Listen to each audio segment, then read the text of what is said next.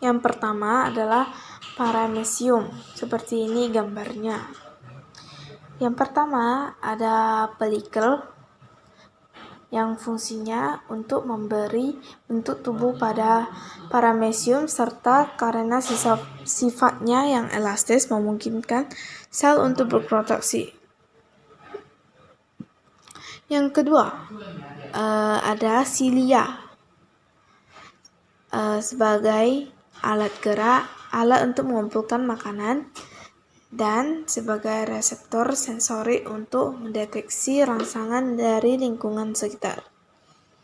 Yang selanjutnya adalah sitofaring untuk memasukkan partikel makanan ke dalam tubuh paramecium.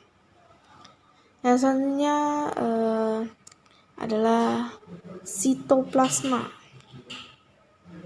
Sitoplasma merupakan cairan sel yang dibedakan menjadi dua, yaitu daerah eksternal atau kortikal yang disebut ektoplasma, dan daerah internal atau medula dengan ukuran lebih besar yang disebut endoplasma. Selanjutnya, fungsi dari mikronukleus adalah berperan dalam reproduksi seksual atau generatif, yakni konjugasi. Selanjutnya, makronukleus pada paramecium ini berperan dalam mengendalikan kegiatan metabolisme sel serta berperan dalam reproduksi aseksual atau vegetatif, yakni pembelahan biner. Lubang anus atau pori anus ini berfungsi untuk mengeluarkan air yang berlebihan hasil dari osmoregulasi yang dilakukan oleh vakuola kontraktil. Fungsi vakuola makanan adalah sebagai organel pencernaan makanan. Selanjutnya, vakuola kontraktil adalah untuk mengatur tekanan osmosis atau osmoregulasi di dalam tubuh paramecium dengan cara membuang kelebihan air dari protoplasma.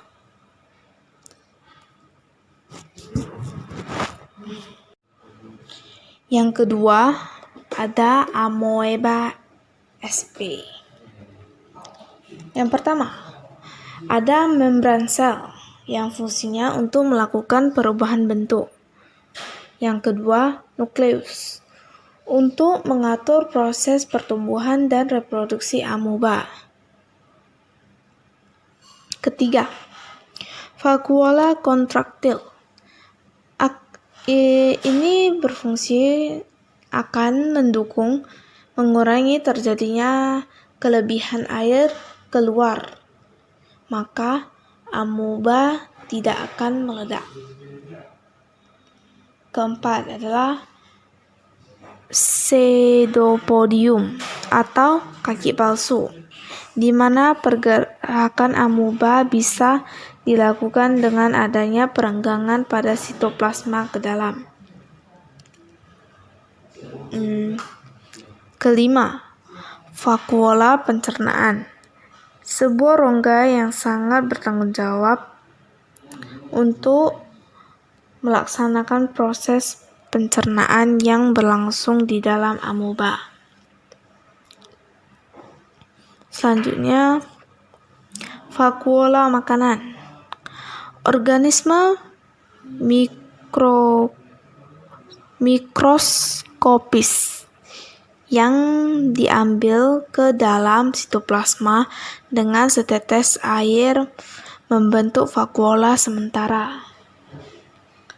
Selanjutnya ada sitoplasma, suatu zat hidup yang diambilnya berisi semua reaksi kimia yang diperlukan untuk melangsungkan kehidupan. Yang terakhir adalah pseudopodium atau kaki palsu, sama seperti tadi, yaitu di mana pergerakan amoeba bisa dilakukan dengan adanya perenggangan pada sitoplasma ke dalam. Yang ketiga ada trypanosoma. Seperti ini gambarnya. Yang pertama ada bintik mata sebagai alat penglihatan. Yang kedua, vakuola kontraktil merupakan tempat pembuangan zat sisa. Yang ketiga, kloroplas sebagai tempat terjadinya fotosintesis. Yang keempat, nukleus sebagai inti sel. Yang kelima, vakuola makanan sebagai mulut flagellata. Yang keenam, pelikel adalah lapisan terluar yang terbentuk dari protein. Yang ketujuh ada flagel sebagai alat gerak. Yang terakhir, mitokondria, fungsinya untuk menghasilkan energi. Yang terakhir, plasmodium sp. Seperti ini gambarnya. Yang pertama adalah polar ring, cincin kutub yang terdiri dari satu atau lebih padatan elektron. Yang kedua ada rhoptry, termasuk organes sekrotoris khusus, memiliki bentuk seperti binatang yang dihubungkan dengan leher ke bagian ujung atau kutub bagian atas tubuh parasit. Organel ini memproduksi enzim dalam jumlah banyak yang dikeluarkan pada saat berpenetrasi dengan sel inang. Yang ketiga, mikropora, digunakan untuk menelan makanan. Yang keempat, konoid, organel yang berbentuk seperti kerucut yang di dalamnya terdapat spiral kimrotubulus. Yang kelima, subpellicular microtubulus, organel yang membantu pergerakan menuju ke arah cincin kutub.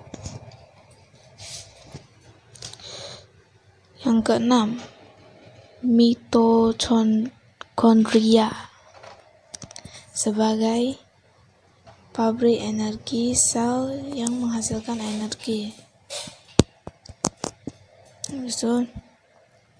Yang ketujuh, pelikel, membran yang melindungi plasmodium seperti kulit. Yang ke-8, nukleus, mengatur aktivitas sel. Yang ke-9, badan Golgi, organel yang melakukan fungsi produksi dan sekresi polisakarida. Yang terakhir adalah retikulum endoplasma, pusat biosintesis terutama sintesis protein. Sekian, terima kasih.